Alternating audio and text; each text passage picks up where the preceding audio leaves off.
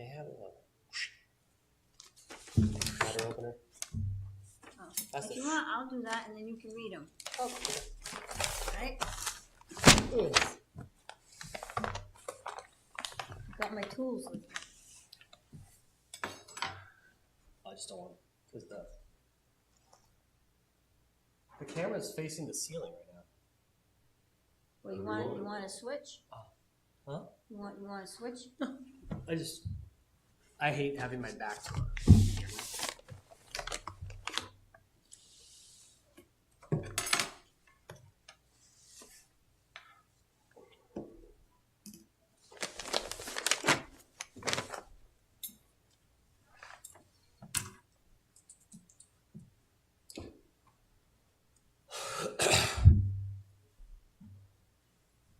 Is my back to the camera? I want everybody to think I'm doing something. Give me 2 seconds. Let me get back Sure. the audio. Say a few things, John.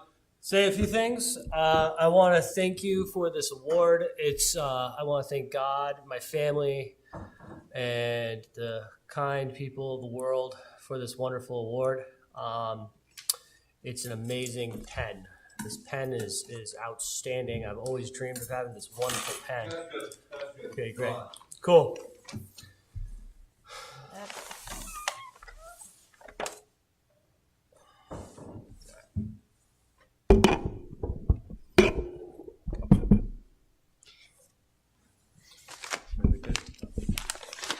Okay. The first bid is Blum Shapiro. Is that me? That's fine.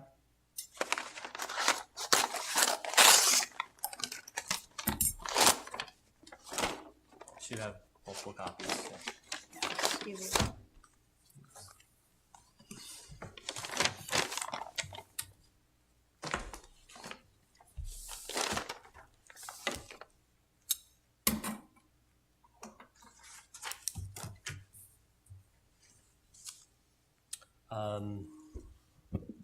I should probably calculate it to do it out. Contract costs for year one, because it doesn't do the full on, but we'll add them up. Contract cost year one is $63,800. Contract cost for year two is $65,075, and year three is $66,375. Additional services, there's a scheme associated with it for additional services rendered for special projects and things of that nature, which we're not going to get into because it's just on the actual audit itself.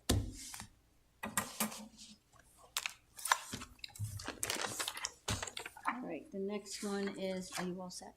Let me just make one little note real fast.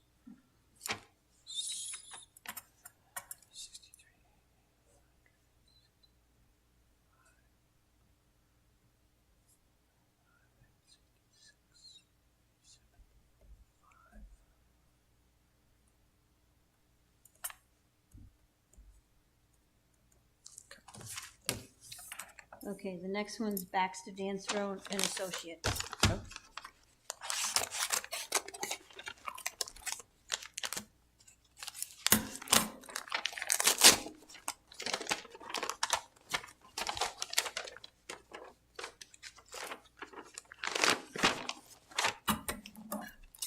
You think those papers are really thin, but then you realize that they're just like cloth Bring inside of them. scissors. Yeah.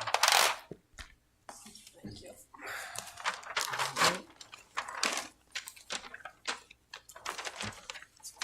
And obviously we'll get into the schedule.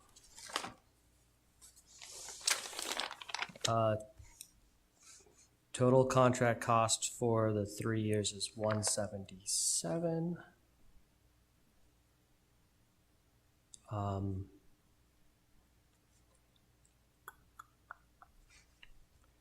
For first year is $54,675.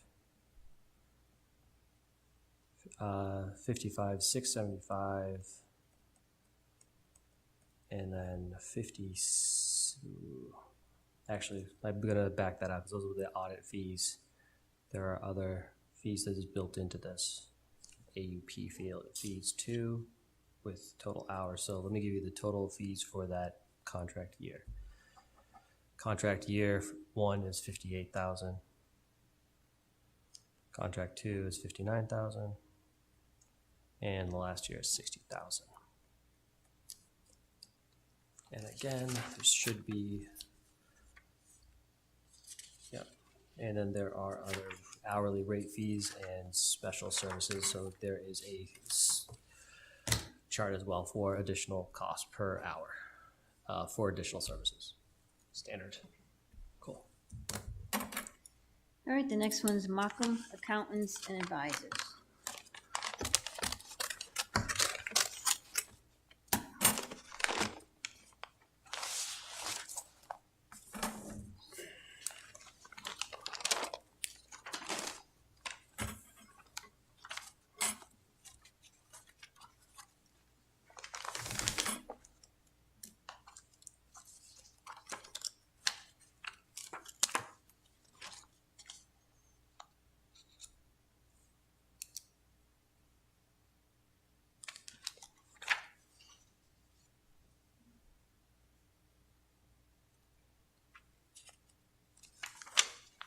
So let's see if there's another scheme in the back, just to make sure. I don't want to get the wrong information out. Additional services, fees, and things of that nature. Fee schedule is associated with that. The audit and agreed upon procedures on the end. So, one moment. Just want to make sure I get the total exact comparison between everyone. Appendix, fee schedule.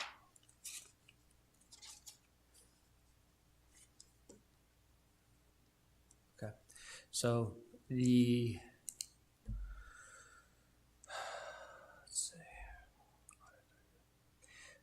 I'll give it to you this way. The audit year in year 1 is 77,000 with an additional 3,750 for the agreed upon procedures. 77,500 for audit period 2 with the same $3,750 for agreed upon procedures, and then again the 78,000 plus 3,750 for the third and final year of the contract. The sum of each one of those years would be the total. And I don't have a calculator right now to ensure that I could do that on my top of my head, just to be sure. Even though I could, I'm not going to.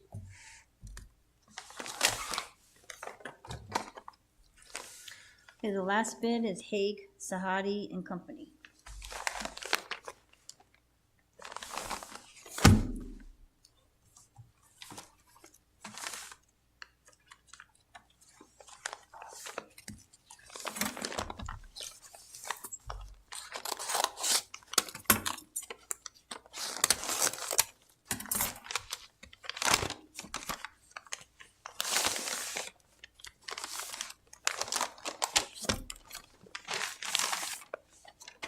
This is the price proposal and the technical submission. Let's see. Oh, Okay.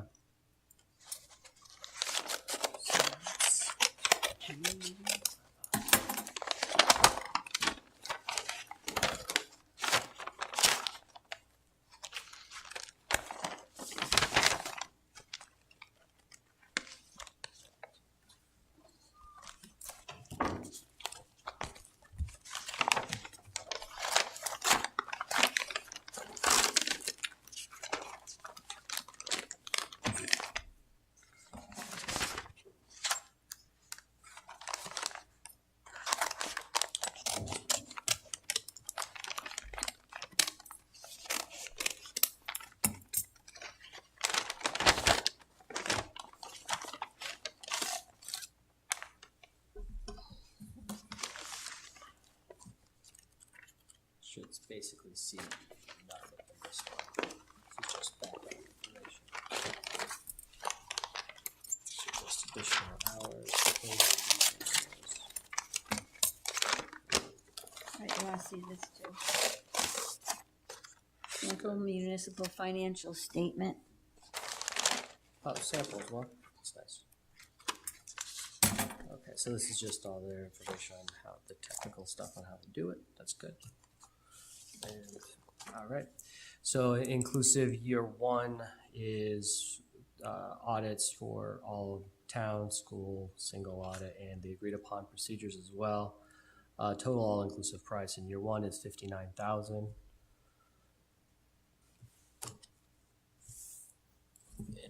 This is a sample.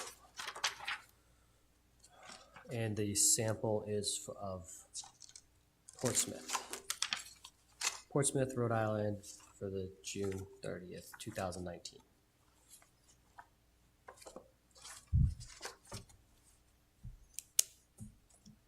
That's it? That's it. Mm-hmm. Outstanding. Thank you.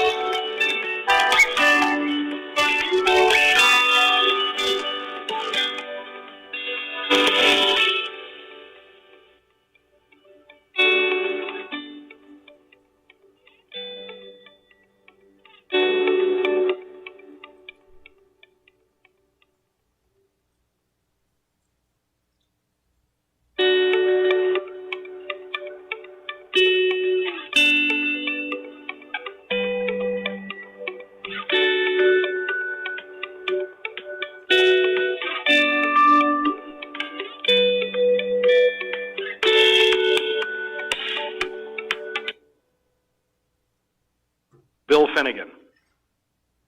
Good afternoon, everybody. William, Hello there. how we doing? We are live. I'm waiting. I started the video and audio so everybody Okay. can see the whole thing starting. You're the first one in, so we just need to wait for Mr. Heatherman and Ms. Letty. Is Bev there or on the call or not? My understanding is Bev is not going to be able to make it. Julie Letty? Okay. Julie is going to take notes and we'll do the minutes. Oh, yeah. Okay, great. Ms. Letty, I noticed you're on, so we're just waiting for Mr. Heatherman to begin. Bill, just a couple of quick notes for you. When you're doing this, we're going to need to take a roll call if you're doing a vote, just to make sure everybody knows who's voting. And just call for questions or anything for each of the people that are on the board if you need to. But just, and everybody state their name before they say anything, just so it's recorded correctly. I will attempt to make sure I do that properly, but if I miss something, Ed, please correct me as we're going through. I will remind you, sir. Follow. Okay. How are you, Julie? Excellent. You? Yeah, good. How's the family? Everyone healthy? Yeah, I lost an uncle yesterday, COVID, Sorry to hear that. Where did he live? in Warwick. Oh, really? And I have an aunt on a ventilator, the wife. Oh, that's terrible. How old was your uncle? So my uncle was 85 and in perfect health. He still worked 5 days a week. He was getting a hip replacement 3 weeks ago, but it got rescheduled, obviously, and tested positive, and 8 days later he was dead. Wow, that's terrible. I didn't want to be the one to know somebody that, I did not want to be that person. Yeah. I just heard a few minutes ago, one of our vice presidents, his uncle passed away 2 days ago. That's the closest, and now you. That's terrible. Not good. How about Ed? Everyone healthy in your family? Or? So far, no issues at all with anybody. How about in the town? Nothing. We've had one employee, a municipal employee, who's contracted it.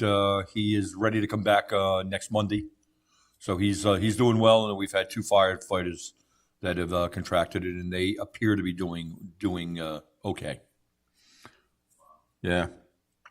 Yep. All right. Unfortunately, I think we've got a ways to go on this. Yep, absolutely. Let's see. We'll wait another couple of minutes. Tom had that appointment. I don't know if he got tied up, which he could have. It was a medical follow-up, so he thought he would have been done by 11. He thought definitely by 12. I texted him a couple of minutes ago, so we'll just give him another moment. But we can approve this with 2 out of 3. Right. You have a quorum. You have a quorum with 3. So we'll just wait another moment. How about at your housing, Julie? How's any breakouts in any of those? Or? No, we are so fortunate right now. Everybody's doing well. Families haven't started beating each other up yet, homeschooling their kids. Life it's really going well. Yeah.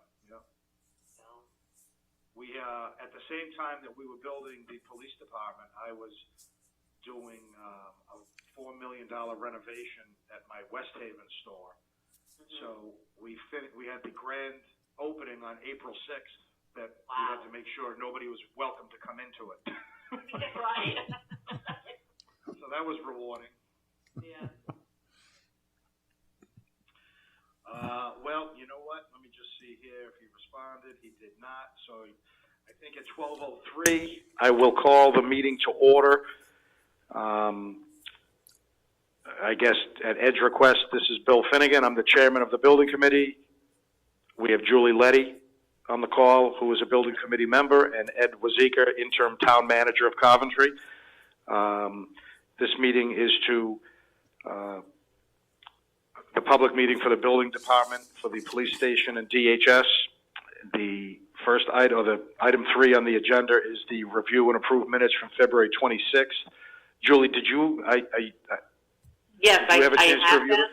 Okay. Yes, I have them. I've reviewed them, and I make a motion to approve them. So I think what we have to do is if you could identify yourself and make that motion, please. Okay, so Julie Letty, make a motion to approve the minutes of the February 26, 2020 meeting, the building committee. And Bill Finnegan, I'll second that motion. And Bill Finnegan, I vote to approve the minutes. I vote aye. Ayes have it. Okay, thank you. And Julie, just, not to be picky, but when you vote, please identify yourself also. Okay, gotcha. So the only, I don't know, the only old business that we have is the open list that I've seen in dozens, if not hundreds, of email correspondence of hit list items that they're working their way through, and we have two sets of lists. One is the items that need to be finalized by Tower, which Tower and Rouse are in agreement with what they are, and Tower is prepared to resolve them as quickly as they're allowed into the building. And then we have a number of other operating issues as they relate to the cameras, excuse me, and other operational issues that it seems to be they're more of training and implementation issues that Mr. Brogy seems to be working through with the different individuals and seems to be making good progress. So those issues that we have to continue to work on aren't really part of this discussion. It's the open issues for Tower. So we had Edward Rouse and DHS and the police department and Tower agree on the open list of items, and then Rouse assigned a value of $15,350 as a total amount to resolve those issues, and the amount that we're going to keep in retention exceeds that amount, so everybody's comfortable that the amount of money that we're going to pay Tower right now will still have us have enough money in left on the contract to get this work done. So having said that, we have so that's the old business. Julie or Ed, did you have any questions or comments? No, you answered it by reassuring that the funds are still in the retention for the remainder of the few items that we haven't resolved yet. Correct. Yes. So just as we transition from old to new, we will be left with $15,610.82 in retainage, and the open items, Rouse Architects has confirmed total $15,350. So the retainage exceeds the amount of open items. So with that, we'll move into the rec number 22 from Tower Construction in the amount of $369,494.56. That is the total net amount due after retainage, and that is within our budget and within the funds that we have available. So if I could get a motion to, if there's any discussion about that. Julie, did you have any questions on that? No, I don't have any questions. Ed? So, I'm set, sir. Thank you. Okay. so Julie Letty speaking, I make a motion to approve rec number 22 in the amount of $369,494.56.